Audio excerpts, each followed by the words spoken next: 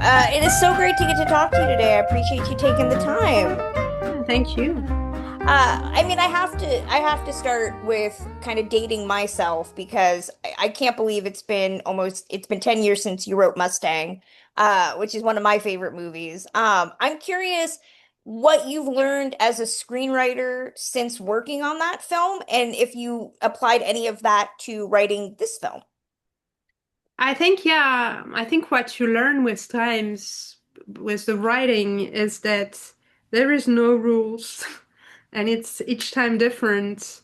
And it's like to me films are really like prototypes, like every story different with new rules, new story. And what we can, I mean, I think I write always like story of liberation and especially women's stories. And I think it's what is common with Mustang. We have all those women's voices and this idea of, yes, women liberating themselves. And this is Exactly. the core of women. Exactly. I think this film makes a great double feature with Mustang. In terms of story and vibes and all of that. Take us back to the beginning. How did this plot come to you? Why did you want to tell this specific story? Yeah, I think I wanted to write. I had always written like I don't know, individual stories of women, a woman astronaut trying to leave her daughter to go to space, a woman, a patient, an hysteric patient, and a kind of strange love story with a doctor. Someone who had escaped from a terrorist attack who was trying to save herself. It was always a story of one woman and there, I thought there was something more political in that movie to tell not the story. Of course, it was inspired by my own story. I could have told only this story, the story of the cancer story, but I thought it was more contemporary to tell not the story of one woman, but the story of many women and to have all those different voices. But to me, the film is a self-portrait.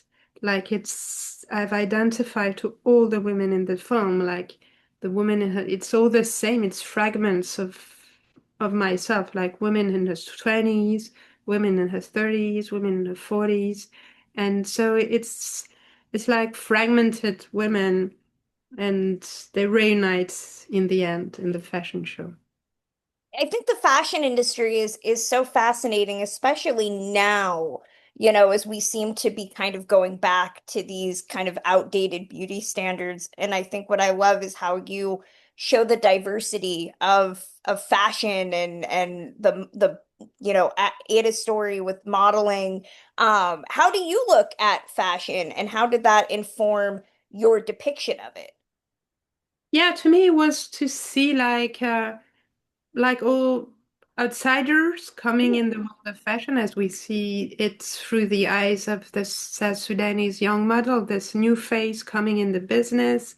And she doesn't really understand the crazy rule how to walk, how to behave, and you're supposed to behave differently for different brand. And then I mean I was interested in those perfect images of fashion, what was behind, what how those images were made and and following the makeup artist who is like hiding wounds. We see like those feet in blood and covering the bruises and covering and trying to saving souls and saving her soul by writing. And so it was like showing the workers, the workers in this industry, like because this world, when it's looked at, it's more from the perspective of an artistic director, from the perspective of the power and I was more interested in showing like the lives of people that were not represented, I think, in cinema. I think it was interesting to show this world of fashion through the eyes of this South Sudanese girl, to put her on the map of cinema. Also, the Ukrainian girl coming from war, to have Ukrainian representation, and to have geopolitics coming into. I mean, the fashion is entering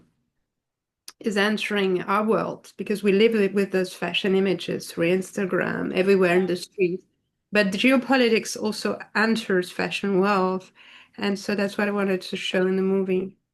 It's fascinating to watch this versus something like The Devil Wears Prada, which is very fluffy and, very glitzy. And to watch this and to see, the reason that these women are, Ada's doing this because she has family back home and they need the money, and the one is escaping from war. It's impossible to divorce politics or personal issues from the landscape, which I think is interesting in how American film tries Yeah, to eschew that. maybe there was maybe a misunderstanding in the beginning because the name of the film is Couture, Yeah, and it's with Angelina, so people were more expecting a kind of Devil Wears Prada.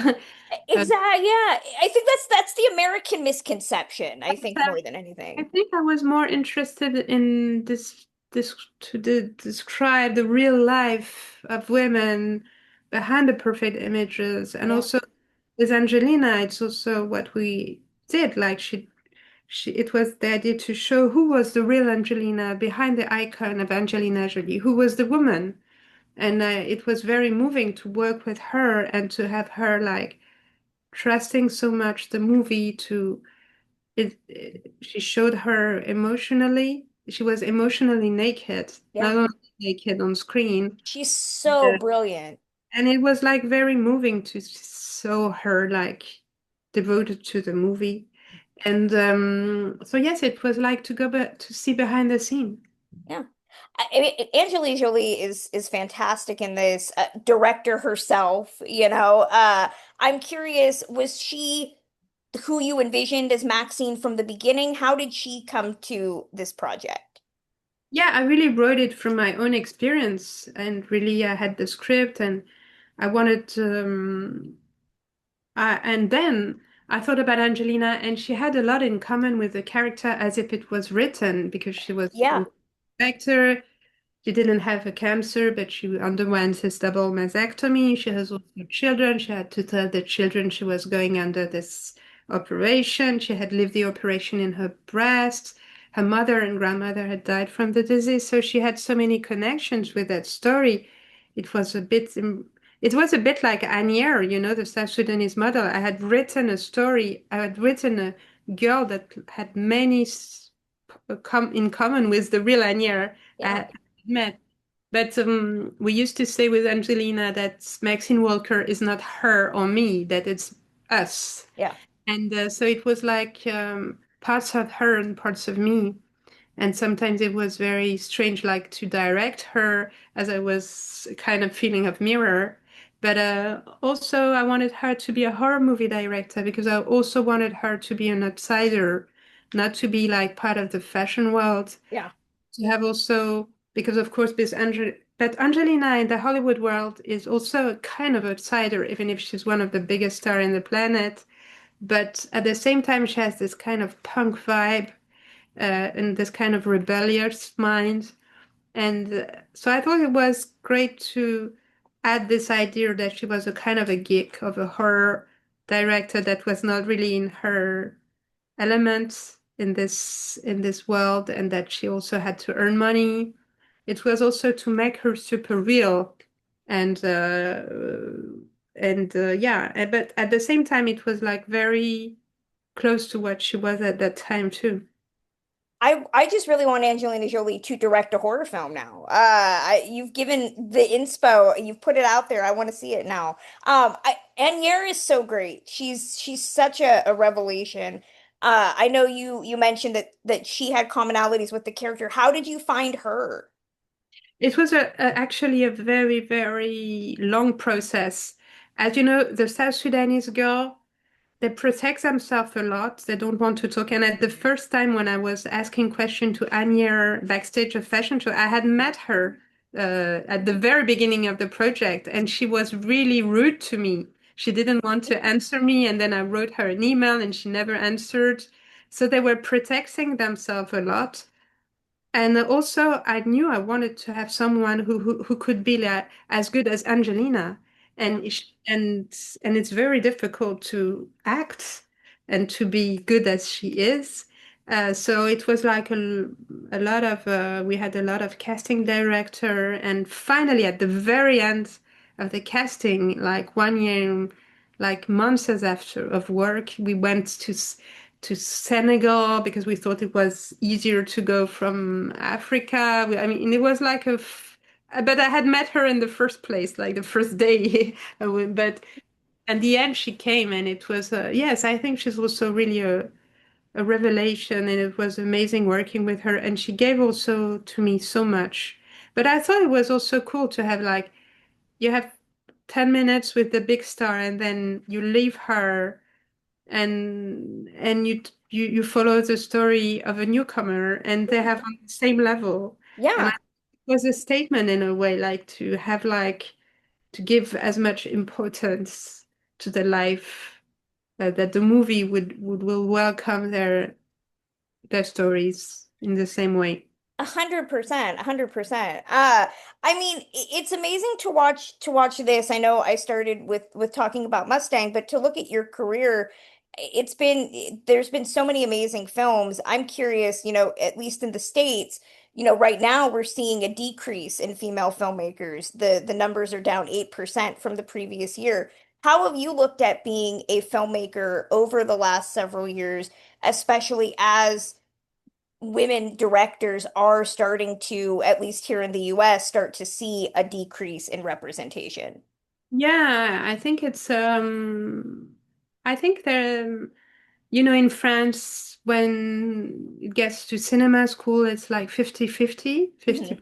are female, and then it falls at 20% of the whole production. And we are still like very lucky in France, as in many European countries it's even less.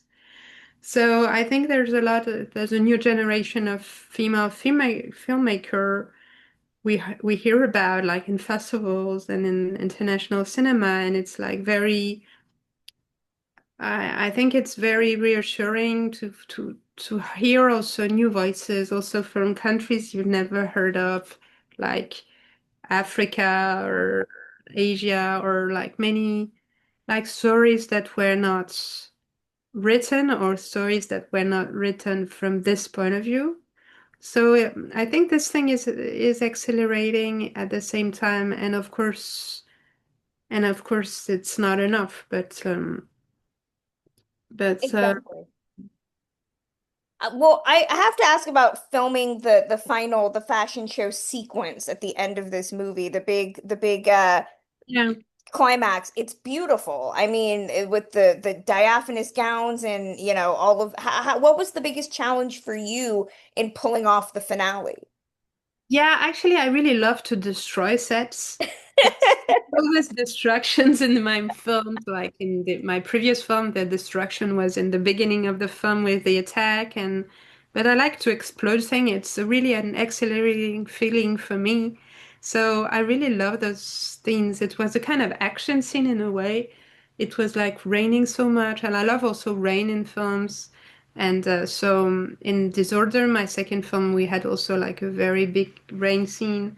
And so we worked with Chanel very closely, as it was really like, you know, doing the artistic direction of a real fashion show, even if it's like fictional, designing the dresses that come from other collections, but we wanted this to have no logo, to be like a bit like pre-Raphaelite vibe in the middle of the forest.